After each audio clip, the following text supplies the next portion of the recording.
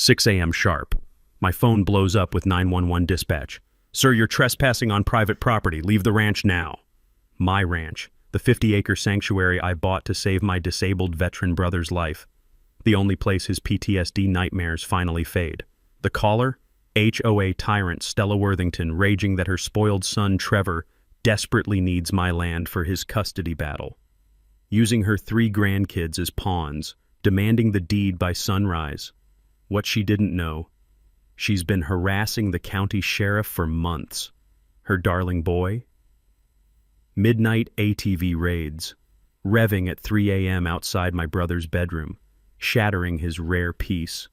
Smashed fences, slashed irrigation lines. When I confronted her about the damage, this entitled witch showed her true face. "Move along, trailer trash, you don't belong here." Every trespass, every insult, every threat, fully documented. Airtight felony case ready to crush their family. The hammer is falling. What would you do if someone weaponized innocent kids to destroy your war hero's sanctuary? My name is Tom Bridgewater, and I've been county sheriff for 22 years. But this story isn't about my badge and uniform. It's about family, sacrifice, and what happens when entitled people push the wrong guy too far. My ranch sits on 50 acres of prime real estate, bordered by Willowbrook Estates, one of those fancy gated communities where the average house costs more than most people make in a decade. I bought this place 5 years ago, not for investment or prestige, but because my younger brother Eddie needed somewhere to heal. Eddie came back from Afghanistan with pieces missing. Not just the leg he lost to an IED, but parts of his soul that desert sand and roadside bombs had stolen. The VA doctors pumped him full of pills and sent him to group therapy sessions in sterile conference rooms. Nothing worked. He was spiraling toward a darkness I'd seen claim too many good soldiers. Then we found this ranch. Something about the wide open spaces, the smell of hay drying in summer heat, the rhythmic sound of cattle moving through tall grass. It brought Eddie back to us. He started sleeping through the night without screaming. His hands stopped shaking when he worked with the horses. For the first time in 3 years, my little brother smiled. That's when Stella Worthington entered our lives like a Category 5 hurricane in designer heels. Stella runs the Willowbrook Estates HOA with the iron fist of someone who's never been told no in her entire privileged existence. She's got that particular brand of middle-aged entitlement that comes from marrying money and spending decades believing her law degree makes her queen of the universe. Her silver BMW never has a speck of dust on it, and she wears those oversized sunglasses that cost more than Eddie's monthly disability check. But it was her son Trevor who really set this whole mess in motion. 32 years old, recently divorced, and fighting for custody of 3 kids he'd barely paid attention to before his ex-wife finally got tired of his anger issues. The family court gave him 60 days to prove he could provide a stable family environment, which in lawyer speak meant he needed to stop living in his mother's pool house and find a real place to raise children. That's when they decided my ranch was exactly what Trevor needed. Never mind that it wasn't for sale. Never mind that Eddie and I had built a life there, that every fence post and barn beam represented hope for my brother's recovery. In Stella's world, people like us were just obstacles to be removed. The first sign of trouble came on a Tuesday morning in early March. I was feeding the horses when I noticed fresh tire tracks cutting through my east pasture. Someone had driven straight through my fence line, leaving a gap wide enough for cattle to wander onto the county road. The tracks led right up to the property boundary with Willowbrook Estates. I figured it was just some teenager joyriding, maybe took a wrong turn and panicked. Fixed the fence, reinforced it with extra posts, and thought that was the end of it.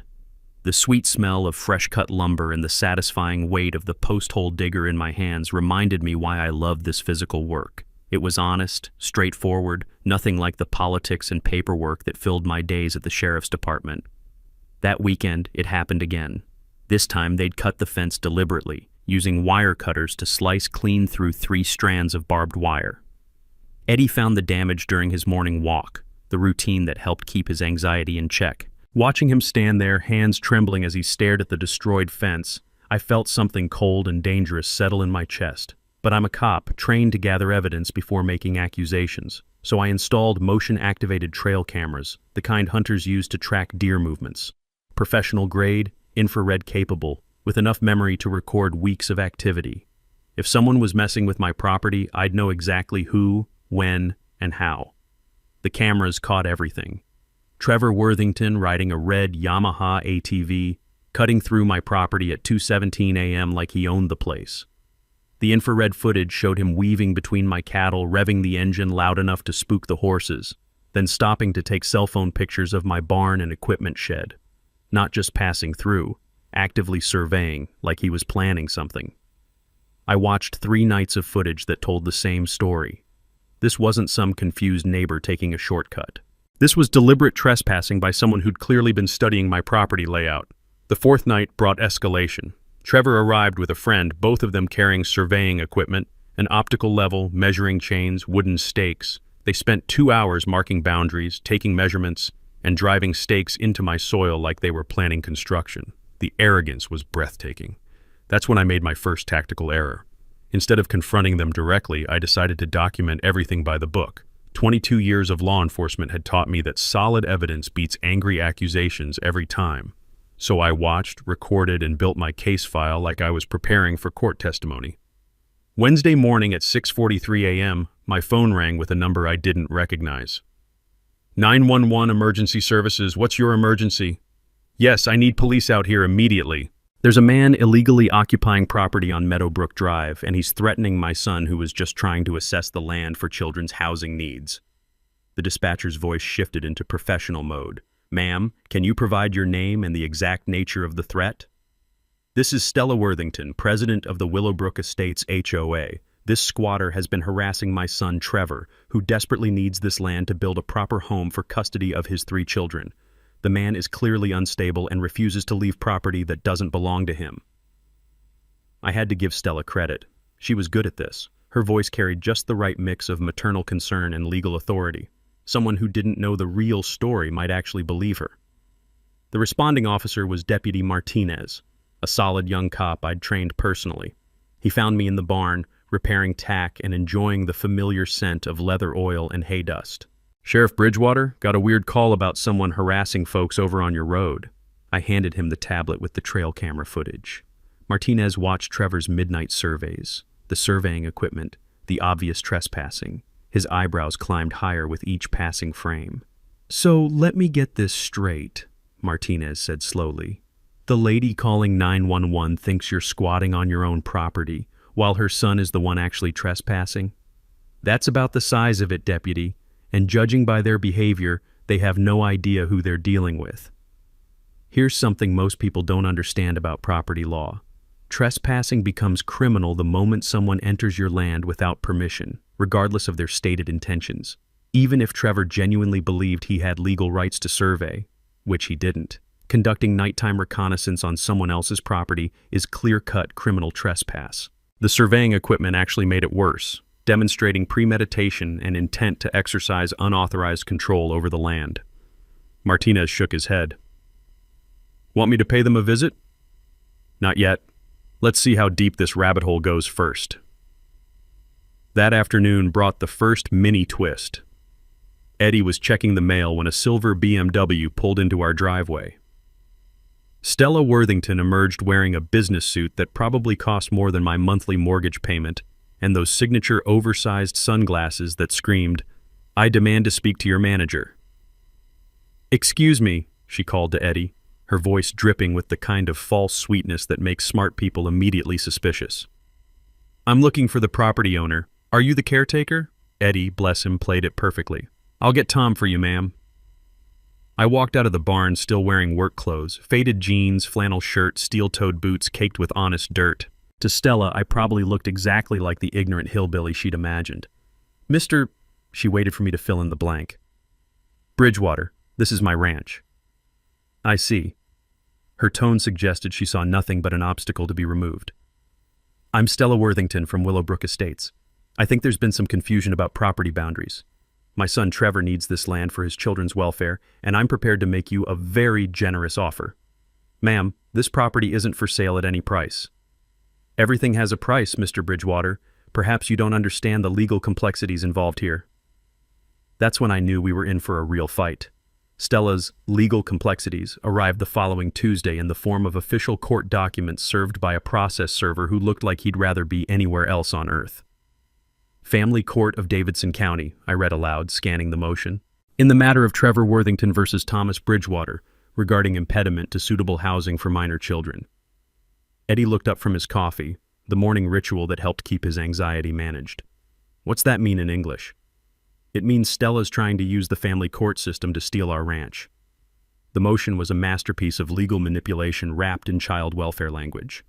According to Stella's filing, Trevor needed my specific property to construct appropriate family housing for his custody arrangement. She claimed my refusal to negotiate was directly harming 3 innocent children by denying them a stable home environment. The really clever part was how she'd framed the geography. Stella had somehow convinced a family court judge that only my particular 50 acres would satisfy the custody requirements. Something about proximity to schools, environmental factors, and therapeutic rural setting that the children allegedly needed. I'd seen enough legal theatrics in my career to recognize masterful manipulation when I read it.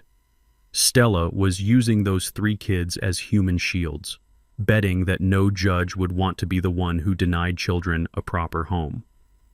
But here's what Stella didn't know. Family court judges deal with parental manipulation every single day. They develop finely tuned radar for detecting when someone is weaponizing children's welfare for personal gain. The court-ordered property evaluation arrived Thursday morning. Janet Morrison, a certified real estate appraiser, spent 3 hours walking every acre while I followed along answering questions. Interesting case, Morrison said as we stood near the eastern fence line. Usually these custody housing requirements are pretty flexible. Mind if I ask what makes this specific property so essential? That's what I'd like to know. Morrison had that professional demeanor that comes from years of navigating property disputes, but I caught her exchanging puzzled glances with her assistant when she thought I wasn't watching. The morning air carried the clean scent of dew-covered grass and that particular stillness that comes just before the world wakes up. Peaceful, honest, nothing like the legal games being played around us. Have you had any interactions with the petitioner or his family? I handed her a tablet loaded with trail camera footage. Morrison watched Trevor's midnight surveys, her professional expression shifting to something between alarm and disbelief. Mr. Bridgewater, this footage shows clear trespassing behavior. Have you filed charges? Not yet. I'm giving them rope to hang themselves with. Here's something most people don't realize about court-ordered property evaluations. The appraiser isn't just looking at market value or building suitability. They're also assessing whether the current situation involves harassment, intimidation, or other factors that might influence their recommendation. Documented evidence of trespassing and property damage creates what lawyers call adverse possession concerns, basically proving that one party is already acting like they own property that legally belongs to someone else. Morrison's report, filed 3 days later, was a thing of beauty. Professional, thorough, and absolutely devastating to Trevor's case. She'd documented not just my property's excellent condition and clear title, but also the concerning pattern of unauthorized access that suggested potential harassment of the current legal owner. That's when Stella made her second major escalation. Saturday morning brought 3 black SUVs rolling down my driveway like a presidential motorcade. Out stepped Stella, Trevor, and what I assumed was their legal team. 4 people in expensive suits carrying briefcases and attitudes. Trevor looked exactly like what central casting would order for entitled rich kid approaching middle age badly. Soft around the middle, designer jeans that had never seen honest work, and that particular brand of nervous aggression that comes from having mommy fight your battles your entire life. Mr. Bridgewater, Stella announced, this is my legal team. We're prepared to make you an offer you can't refuse. The lead attorney, a sharp-faced woman named Patricia Kellerman, stepped forward with documents already prepared. We're offering $2.5 million for immediate sale and 30 days to vacate. $2.5 million. For a property I'd bought for $600,000 just 5 years earlier. Either they were desperate, or they had plans that would make my ranch worth far more than anyone knew. Ma'am, I told you before, this property is not for sale. Trevor finally spoke up, his voice carrying that whiny edge of someone accustomed to getting his way through tantrums. Look, man, I got kids who need a home. You're just being selfish. Son, Your housing situation isn't my responsibility. That's when Stella played her ace card. Mr. Bridgewater, perhaps you don't understand. We have legal options if you continue being unreasonable. Stella's legal options revealed themselves the following Monday when I arrived home from my shift to find Eddie standing in our destroyed east pasture, hands shaking as he stared at the carnage. Someone had driven through my property with heavy equipment, not just an ATV this time, but something with serious weight and cutting power. Fence posts had been snapped at ground level, wire strands cut and tangled, and my main irrigation line severed in 3 places. Water sprayed from broken PVC pipes, turning sections of pasture into muddy swamps that smelled like diesel fuel and destruction. "Tom, they came in broad daylight," Eddie said, his voice carrying that tight control he used when fighting off panic attacks. Big truck with some kind of blade attachment. Driver wore a baseball cap, couldn't see his face. I knelt beside the largest pipe break, running my fingers along the cut edges, clean slices, made with precision tools. This wasn't random vandalism. Someone had deliberately targeted my water system with surgical accuracy. The trail cameras had been disabled too, not destroyed but carefully repositioned to face the ground. Someone familiar with surveillance equipment had neutralized my security without leaving obvious evidence of tampering. "Eddie, go inside and take your medication. I'll handle this." As my brother walked toward the house, I noticed his limp was more pronounced than usual. Stress always made his war injuries worse, and watching someone systematically destroy the place that had given him peace was pushing him toward a breakdown I couldn't allow. That evening brought a knock at my door. Trevor Worthington stood on my porch wearing work boots that had never seen dirt, and a concerned expression that didn't reach his eyes. "Hey man, heard you had some trouble with vandals. Real sorry about that." "Is that right?" "Yeah. My mom sent me over to see if you needed help with repairs. She feels terrible about what happened." The audacity was breathtaking. Trevor was standing there offering to fix damage he'd almost certainly caused, fishing for information about my response while pretending to be a good neighbor. "That's mighty considerate of your mother. Look, I know we got off on the wrong foot with this whole property thing, but I'm just trying to do right by my kids, you know? Maybe we could work something out that benefits everybody." Here's what Trevor didn't know. When someone damages critical infrastructure on a working ranch, they're not just vandalizing property, they're potentially creating life-threatening situations for livestock and dangerous environmental conditions. Severing irrigation lines can kill cattle during hot weather, and the combination of standing water and electrical systems creates electrocution hazards. Under Texas agricultural protection statutes, this type of damage qualifies as felony criminal mischief, with enhanced penalties. What kind of arrangement did you have in mind? Well, you obviously can't afford to keep fixing this stuff every time some punks decide to mess with your place. My mom knows people in county government. Maybe we could get you some kind of security patrol, help protect your investment. The mini twist revealed itself in Trevor's casual mention of every time, confirming this wasn't a one-off incident, but part of a planned campaign of harassment designed to make ranch ownership financially unsustainable. "Son, I appreciate the offer, but I can handle my own security." Trevor's mask slipped for just a moment, revealing something cold and calculating underneath the fake concern. "Look, man, maybe you don't understand how things work around here. This is a nice area, property values matter, and sometimes change is inevitable whether people like it or not." Is that a threat? Just reality. Ask anyone in the development business. Rural properties this close to quality neighborhoods don't stay rural forever. Market forces, you know? After Trevor left, I called in a favor from the county's best forensic technician. Sarah Rory arrived Wednesday morning with equipment that could detect trace evidence invisible to normal investigation. "Interesting damage pattern," Rory said as she documented the irrigation breaks. "Clean cuts, professional-grade tools, knowledge of pressure points. Whoever did this understood both your system layout and the most expensive places to cause damage." Her analysis confirmed my suspicions. The equipment cuts were made with hydraulic shears, the kind mounted on excavators or utility trucks. The positioning suggested someone had studied our infrastructure layout carefully before attacking the most vulnerable and costly to repair components. "Tom, this wasn't random vandalism. Someone with construction experience planned this specifically to maximize financial impact while staying just below felony damage thresholds." That afternoon brought the week's final escalation. Eddie was working in the barn when he heard vehicle engines approaching. Through the window, he watched 3 pickup trucks circle my property, staying just outside the fence line but making their presence unmistakably clear. The trucks belonged to Worthington Construction, Trevor's uncle's company, according to the magnetic signs on their doors. For 2 hours, they conducted an obvious surveillance operation, taking photographs, making measurements, and demonstrating that the Worthington family had resources and connections beyond what I'd initially estimated. The message was clear: escalate or surrender, because this was just the beginning.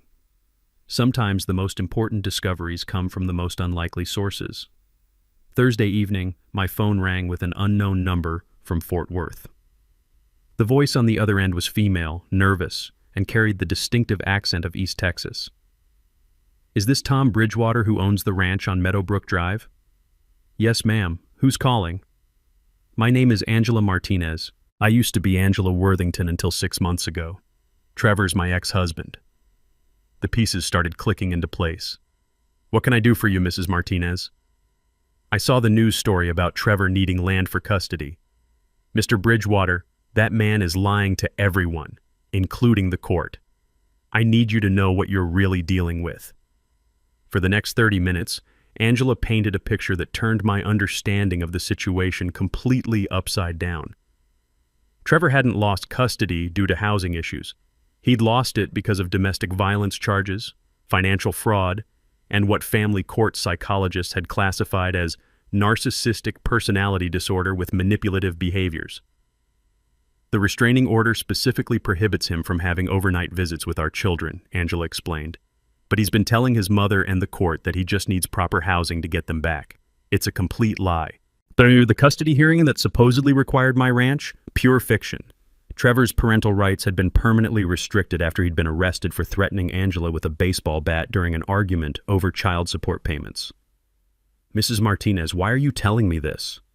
"Because I've watched Trevor destroy people's lives for years, and his mother always helps him get away with it. Stella has connections throughout the legal system: judges, attorneys, court clerks. She uses her position to manipulate proceedings and cover up Trevor's problems." Angela revealed that this wasn't Trevor's first attempt at property acquisition through legal manipulation. In Colorado, he'd tried to force an elderly rancher off his land using similar tactics: fake emergency calls, harassment, and frivolous lawsuits claiming the property was needed for child welfare purposes. "He doesn't want your ranch for housing, Mr. Bridgewater. Trevor's been talking about developing that land for months. He thinks it's perfect for luxury cabins or maybe a wedding venue, something that would generate serious money." The revelation hit like a physical blow. Trevor wasn't some desperate father trying to provide for his children. He was a predator who used his kids as props in elaborate real estate schemes designed to steal valuable property through legal manipulation and systematic harassment.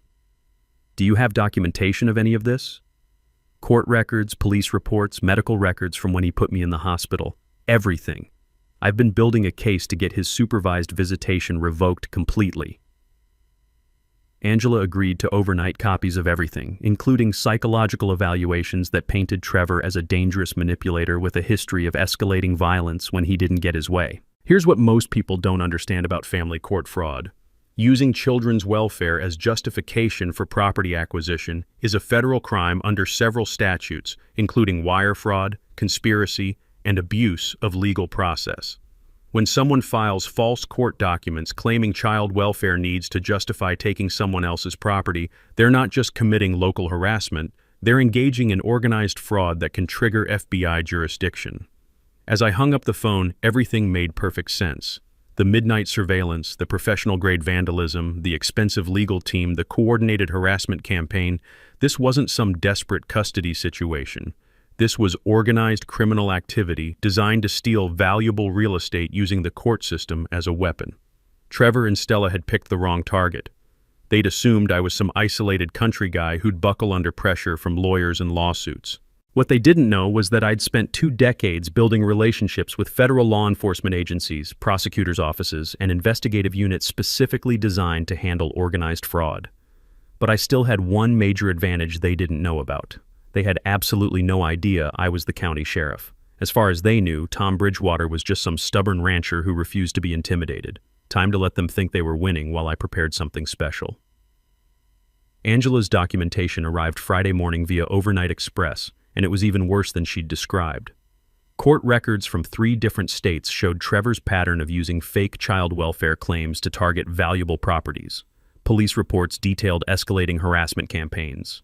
Medical records documented injuries he'd inflicted on Angela during their marriage. But the most damning evidence was a series of text messages between Trevor and his business partner discussing their real plans for my ranch. Luxury glamping site with high-end cabins, event venue for weddings and corporate retreats, and eventually subdivision development once they could get the land rezoned for commercial use.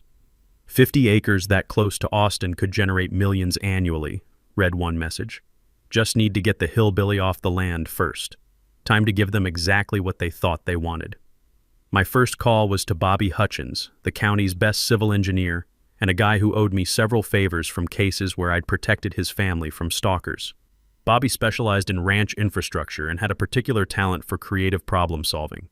Tom, what kind of mischief are we planning?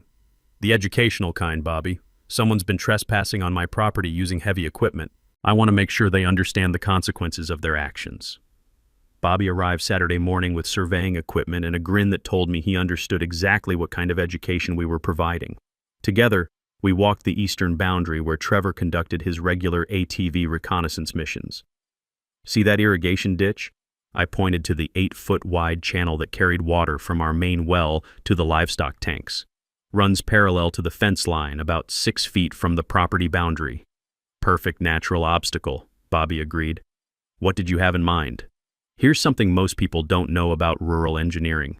Temporary bridges over irrigation ditches are common on working ranches, usually constructed from steel beams or heavy planks that can support livestock, ATVs, and light farm equipment. But these bridges can be designed with specific weight limitations. Strong enough for normal ranch use, but engineered to fail when subjected to loads they weren't designed to handle. Bobby's design was elegant in its simplicity. A collapsible bridge that would easily support my 400-pound ATV or a person on foot, but would collapse under the combined weight of Trevor's 650-pound Yamaha plus his 250-pound bulk. The collapse mechanism used tension cables and breakaway joints that would trigger when the load exceeded safe parameters. Weight limit calculations are based on distributed load factors and dynamic stress analysis, Bobby explained as we positioned the bridge components. Translation: it'll hold what it's supposed to hold and fail when someone exceeds design specifications. The bridge installation took most of Saturday, camouflaged to look like routine ranch maintenance. We positioned it over the narrowest section of the irrigation ditch, right where Trevor's tire tracks showed his regular crossing point. Sunday brought phase 2 of my preparation. I reached out to Angela Martinez and explained what I needed. Official documentation of Trevor's fraud pattern, court records showing his restricted parental rights, and most importantly, her willingness to testify about his real motives for targeting my property. Mr. Bridgewater, I've been waiting 3 years for someone to hold Trevor accountable. I'll testify, provide documents, whatever you need. Phase 3 involved the most delicate preparation of all, gathering witnesses without revealing my true identity or intentions. I contacted 5 neighboring ranchers, all of them fed up with Worthington family harassment, but previously afraid to speak up against someone with legal connections. Tom, we've all been watching this situation develop, said Bill Henderson, whose property bordered mine to the west. That family thinks they can push around anyone without enough money to fight back. What do you need us to do? The final phase required equipment I normally used in my law enforcement role: professional-grade recording devices, evidence collection materials, and communication gear that would document everything in court-admissible quality. I also quietly arranged for Deputy Martinez to be on duty the following Saturday, positioned close enough to respond quickly when needed, but far enough away to avoid spooking Trevor into changing his routine. By Thursday, everything was in position. The bridge sat innocently over the irrigation ditch, looking like it had been there for years. Trail cameras were repositioned to capture multiple angles of the crossing point. Recording equipment was tested and ready. Eddie had noticed the preparations and asked direct questions about my intentions. I explained the situation honestly. Trevor was going to trespass one more time, encounter a completely legal defensive obstacle on my property, and face the consequences of his choices in front of witnesses who could testify about his behavior. Just promise me something, Tom. Don't let this destroy what we've built here. Eddie, what we're doing is protecting what we've built. Sometimes you have to stand up to bullies, or they never stop pushing. Saturday night was forecast to be clear and warm. Perfect weather for ATV riding. Trevor hadn't missed a weekend reconnaissance mission in 6 weeks. Time to see if he'd maintain his perfect attendance record. Friday afternoon brought Stella's most desperate gambit yet, and it arrived in the form of a personal visit that reeked of expensive perfume and barely controlled panic. I was repairing fence in the south pasture when her silver BMW crunched down my gravel driveway, followed by a black Mercedes that probably cost more than Eddie's annual disability payments. The afternoon sun caught the metallic paint as both vehicles parked with military precision near my front porch. Stella emerged wearing what I'd learned to recognize as her serious negotiation outfit, navy blue business suit, minimal jewelry, and an expression that suggested she'd rather be performing root canal surgery on herself. The Mercedes disgorged 2 passengers, a heavy-set man in an expensive suit who moved like hired muscle, and a sharp-faced woman carrying a briefcase that screamed high-end legal representation. "Mr. Bridgewater," Stella called across the yard, "we need to discuss your situation urgently." I set down my wire stretchers and walked over, still wearing work gloves stained with honest dirt and sweat. The contrast between their corporate armor and my rancher's uniform was probably exactly what Stella had hoped for. Intimidation through obvious wealth disparity. "Afternoon, Mrs. Worthington. What brings you by?" The sharp-faced woman stepped forward with the confident aggression of someone accustomed to winning through paperwork and legal threats. "Mr. Bridgewater, I'm Victoria Walsh, representing the Worthington family interests. We're prepared to make you a final offer." She opened the briefcase with theatrical precision, revealing documents that had clearly been prepared by teams of lawyers billing at premium hourly rates. The top sheet showed numbers that made my rancher persona almost choke on surprise. $3.7 million, Walsh announced. "Cash settlement, 30-day closing, all legal fees paid by our clients. This represents fair market value plus a substantial premium for your inconvenience." $3.7 million. Either they were completely insane, or my 50 acres sat on something worth far more than agricultural land should be valued at. "Ma'am, I've told Mrs. Worthington repeatedly that this property is not for sale." Stella's composure cracked just enough to reveal the desperation underneath her polished exterior. "Mr. Bridgewater, you need to understand the bigger picture here. My son's children are depending on this arrangement. We have legal proceedings in motion that you cannot win." The heavy-set man finally spoke, his voice carrying the flat menace of someone who'd delivered threats professionally for years. "Sometimes people don't realize how expensive it gets to fight City Hall. Legal fees, court costs, property damage from ongoing vandalism. It adds up fast. Here's what they didn't know. Implicit threats made in the presence of witnesses constitute criminal intimidation under Texas law, especially when delivered by parties already engaged in documented harassment campaigns. The casual mention of ongoing vandalism essentially amounted to a confession that they were responsible for my irrigation damage." "Are you threatening me, sir?" "Just explaining economic realities," the man replied. "Smart people recognize when resistance costs more than cooperation." Walsh stepped forward again, clearly trying to regain control of negotiations that were spiraling into overt intimidation. "Mr. Bridgewater, we're offering you generational wealth for property that's costing you money every month. Insurance, taxes, maintenance, ranch ownership is expensive. And if I decline this generous offer," Stella's mask slipped completely, "then you'll discover exactly how expensive it gets to fight people with unlimited resources and excellent legal connections. Family court judges don't like men who put their pride ahead of children's welfare."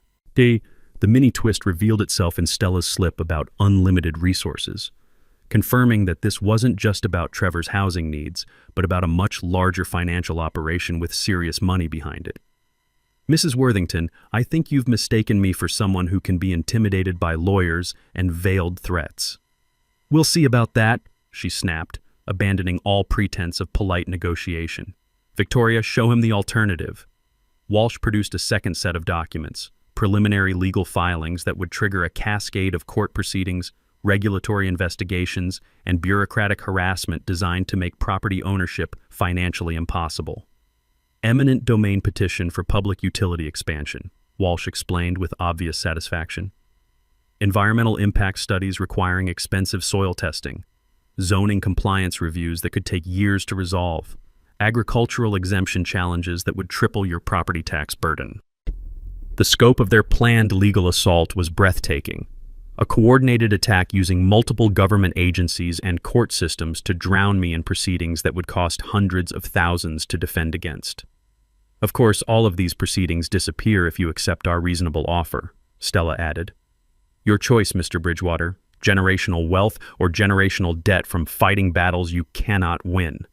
As their convoy disappeared down my driveway in a cloud of dust and arrogance, I realized they'd just made a critical tactical error. They'd revealed the full scope of their operation while still believing I was just some isolated rancher without resources to fight back. Tomorrow night would be very educational for everyone involved. Saturday evening arrived with the kind of perfect weather that makes Texas ranchers grateful to be alive. Clear skies, gentle breeze carrying the scent of wildflowers and cattle, temperature hovering in that sweet spot between warm sunshine and cool shadow. I was positioned in the barn loft with night vision equipment and recording gear, watching Trevor's regular approach route through infrared cameras. Eddie was safely inside the house with instructions to call Deputy Martinez at the first sign of trouble. At 11:47 p.m., headlights appeared on the county road, moving slowly like someone conducting surveillance before committing to action. The lights stopped at the boundary between county property and my ranch, idling for several minutes while the driver apparently studied the terrain. Then the engine note changed, deeper, more powerful than Trevor's usual ATV. Through night vision, I watched a side-by-side utility vehicle approach my eastern fence line, this one carrying 2 occupants instead of Trevor's normal solo reconnaissance missions. The passenger was Trevor, unmistakably recognizable even in infrared. But the driver was someone new, a larger man wearing work clothes and a baseball cap, moving with the confidence of someone accustomed to operating heavy equipment in challenging conditions. They parked 50 yards from my property line and spent 20 minutes conducting what appeared to be a detailed planning session, using flashlights to study hand-drawn maps and pointing toward specific locations on my ranch. "This is it," I heard Trevor's voice carry across the still night air. "Hit the irrigation main first, then the electrical feed to the barn. Make it look like equipment failure, not sabotage." The mini-twist revealed itself when the driver responded, "Your mom's paying me good money for this, but if anyone asks, I was never here. This is the last time, understand? After tonight, find another way to solve your problems." They were escalating from harassment to outright sabotage, bringing in professional help to cause damage that would be difficult to trace back to them. But they'd made the mistake of discussing their plans within range of professional surveillance equipment operated by someone who knew how to gather court-admissible evidence. The driver unloaded serious equipment from the utility vehicle, hydraulic cutters, trenching tools, and what appeared to be electronic devices designed to overload electrical systems. This wasn't amateur vandalism. Someone had planned a systematic attack on my ranch's critical infrastructure. Trevor climbed onto his regular ATV while the driver moved toward my electrical service panel near the barn. They were coordinating a 2-pronged assault designed to cause maximum damage while maintaining plausible deniability about who was responsible. I activated my radio to alert Deputy Martinez. "Unit 7, this is Tom. We've got multiple suspects engaged in criminal activity at my location, requesting backup for apprehension." "Copy that, Sheriff. ETA 5 minutes. Through my night vision scope, I watched Trevor navigate his familiar route toward the irrigation crossing where Bobby's engineered bridge waited patiently for its first real test. The ATV's headlights swept across the landscape as Trevor accelerated toward what he thought was just another night of consequence-free trespassing. The bridge held perfectly as Trevor approached the crossing point, his ATV's weight still within the engineered tolerance limits. But when he hit the gas to power across the irrigation ditch, physics took over with mechanical precision. The combined dynamic load of 650 pounds of ATV plus 250 pounds of rider, multiplied by the forward momentum and downward force of the crossing, exceeded the bridge's designed failure point by exactly the margin Bobby had calculated. The collapse was spectacular. Support cables snapped with sharp metallic pings, breakaway joints separated with satisfying clicks, and Trevor's ATV pitched forward into 8 feet of cold irrigation water with a splash that could be heard 3 counties away. The scream that followed was pure, undiluted outrage mixed with shock, the sound of someone who'd never faced real consequences for his actions suddenly discovering that physics doesn't care about family connections or legal threats. "Help! Somebody help me! I'm stuck!" The driver near my electrical panel heard the commotion and came running with a flashlight, probably expecting to find Trevor injured from an accident rather than trapped in a carefully engineered consequence for his criminal behavior. "Trevor, what happened?" "The bridge collapsed. My ATV's flooded. I think my leg's pinned." I keyed my radio again. "Unit 7, Suspect 1 is contained in the irrigation ditch. Suspect 2 is approaching from the barn area. Move in for apprehension." Deputy Martinez's response crackled through the night air. "Copy, Sheriff. Units 2 and 4 are backing me up. We've got them surrounded." As flashing red and blue lights began illuminating my property like a patriotic light show, I climbed down from the loft to greet my uninvited guests. 22 years of law enforcement had taught me to savor moments like this, when criminals finally faced consequences for actions they thought would never catch up with them. Time for some introductions that would change everyone's understanding of this situation permanently. The sound of sirens cutting through the quiet night air brought Stella Worthington racing to my property faster than I'd ever seen that silver BMW move. She arrived just as Deputy Martinez was setting up floodlights around the irrigation ditch where Trevor sat waist-deep in muddy water, his expensive ATV completely submerged and his dignity even more thoroughly soaked. But Stella wasn't alone. Following her BMW came a convoy of vehicles that turned my rural ranch into something resembling a media circus. Black Mercedes carrying the Worthington family's legal team, white news van from Channel 7 after someone had apparently called in a breaking story about rural property harassment, and 3 additional patrol cars responding to Deputy Martinez's backup request. Perfect timing, because I wanted plenty of witnesses for what came next. Trevor was still thrashing around in the ditch, alternating between screaming for help and cursing about his rights being violated, when Stella emerged from her BMW wearing a white terry cloth robe over silk pajamas. Even in crisis mode, she'd managed to look like she was heading to a luxury spa rather than bailing her criminal son out of trouble. "Officer!" she called to Deputy Martinez, her voice carrying that imperious tone she'd perfected through decades of getting her way through legal intimidation. "I demand you arrest the man responsible for this booby trap. My son was conducting legitimate property assessment when he was injured by this criminal's negligence."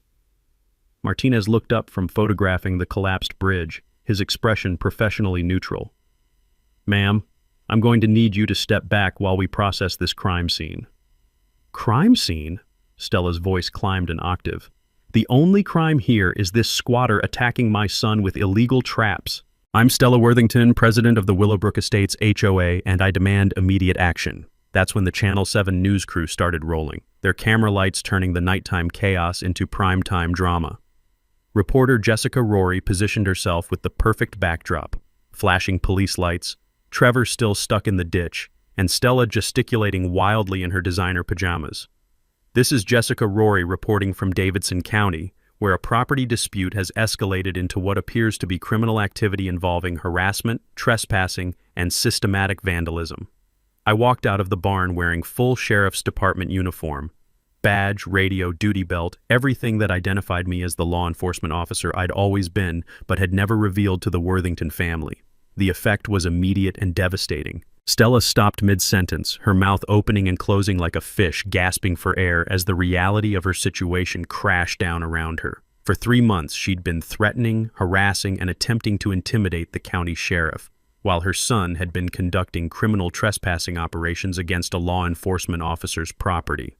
"Mrs. Worthington," I said in my official capacity, loud enough for the news cameras to capture every word. "I'm Sheriff Tom Bridgewater. Your son is under arrest for criminal trespass, destruction of property, and conspiracy to commit vandalism. You're being charged as an accessory for organizing and financing these criminal activities."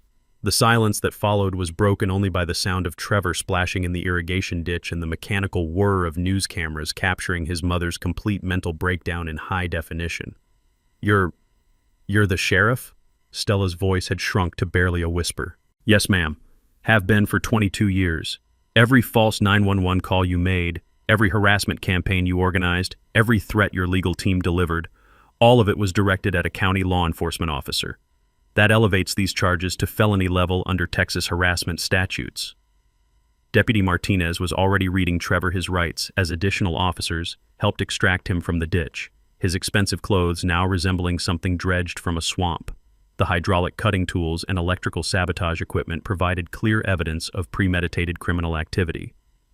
But the real knockout punch came when Jessica Rory thrust her microphone towards Stella for comment. "Mrs. Worthington, how do you respond to allegations that your family has been conducting a systematic harassment campaign against a county sheriff?" Stella looked directly into the camera, her carefully constructed public image collapsing in real time. We thought he was just, we thought he, I mean, we had no idea. Are you saying your family has been filing false police reports and threatening property destruction without bothering to identify the property owner? Angela Martinez chose that moment to arrive, carrying a briefcase full of documentation that would destroy any remaining sympathy for Trevor's child welfare narrative. The news cameras captured her emotional testimony about Trevor's real history, the domestic violence, the custody restrictions, the pattern of using fake emergencies to steal valuable property. Trevor Worthington has no legal right to custody of our children, Angela declared. This entire harassment campaign was designed to steal valuable land for commercial development, using innocent children as props for real estate fraud. As Trevor was loaded into a patrol car and Stella faced questions she couldn't answer, I finally understood why this moment felt so satisfying. For once, people who thought money and connections made them immune to consequences were learning that some things, like justice, can't be bought. The legal aftermath unfolded with the methodical precision of a well-designed dominoes display. Trevor faced 18 separate charges ranging from criminal trespass to conspiracy to commit property damage. His hired saboteur, a construction foreman named Danny Walsh, who'd been feeding his gambling addiction with Worthington money, received immunity in exchange for testimony about the organized nature of their harassment campaign. Stella's legal troubles proved even more complex. Her law license faced suspension proceedings for filing fraudulent court documents, while federal investigators opened cases for wire fraud and conspiracy charges related to the fake child welfare claims. The State Bar Association was particularly interested in how she'd used her position as an HOA president to coordinate harassment against a law enforcement officer. But the sweetest justice came through financial consequences that hit the Worthington family where it hurt most: their wallets. My civil lawsuit generated a settlement that covered $18,000 in property damages, $50,000 in punitive damages for harassment, and an additional $75,000 in legal fees and emotional distress compensation for Eddie's PTSD treatment. The total came to $143,000, paid directly from Stella's personal accounts after Trevor's assets were seized to cover his criminal restitution. More satisfying than money was watching the Worthington family's social destruction play out in public. The Channel 7 news story went viral, generating over 2 million views on YouTube and spawning dozens of copycat stories about HOA abuse and entitled behavior. Stella became the poster child for everything people hate about petty authority figures who think rules don't apply to them. The Willowbrook Estates HOA board voted unanimously to remove Stella from all positions, elected new leadership committed to actual community service rather than personal power trips, and issued a formal apology to our family for the harassment we'd endured. Trevor disappeared from the area entirely after serving 90 days in county jail, reportedly moving to Florida where his criminal record would be less well known. Angela Martinez successfully petitioned for permanent termination of his parental rights, finally giving their 3 children the security they'd never had, while Trevor could manipulate the system. But the real resolution came in smaller, more personal victories that money couldn't measure. Eddie's recovery accelerated dramatically once the harassment ended. Without the constant stress of defending our sanctuary, he was able to focus on healing work that had been interrupted by months of anxiety and sleepless nights. The ranch became peaceful again, filled with the sounds of cattle moving through grass and horses snorting contentedly in morning pastures. 6 months later, Eddie approached me with an idea that transformed our property into something even more meaningful than we'd imagined. Using his military contacts and my law enforcement connections, we established the Bridgewater Ranch Veterans Recovery Program, a nonprofit organization providing rural therapy environments for combat veterans struggling with PTSD and related trauma disorders. The program operates on 50 acres of Texas hill country, where the biggest sounds are cattle lowing and wind moving through oak trees, where men and women who've seen too much violence can remember what peace feels like. We've helped 37 veterans in our first year with waiting lists that extend months into the future. The irrigation ditch where Trevor met his consequences became something of a legend among local law enforcement officers, who occasionally drive by to see the spot where entitled privilege finally faced engineering reality. We rebuilt the bridge properly this time, strong enough to support anything that has legitimate business crossing our property.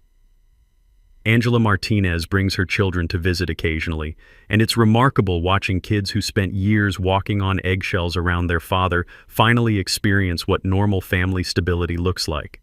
They love feeding horses and collecting eggs from our chickens, simple country pleasures that remind everyone involved why this land was worth defending. Every evening, Eddie and I sit on the front porch watching sunset paint the western sky in shades of gold and crimson, drinking coffee from mugs that taste like satisfaction, and listening to sounds that money can't buy: peace, security, and the knowledge that sometimes good people win when they refuse to give up.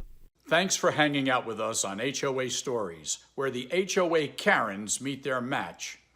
If this story had you cheering or cringing, go ahead and like the video, drop a comment with your reaction, and hit subscribe so you're ready for the next wild HOA tale.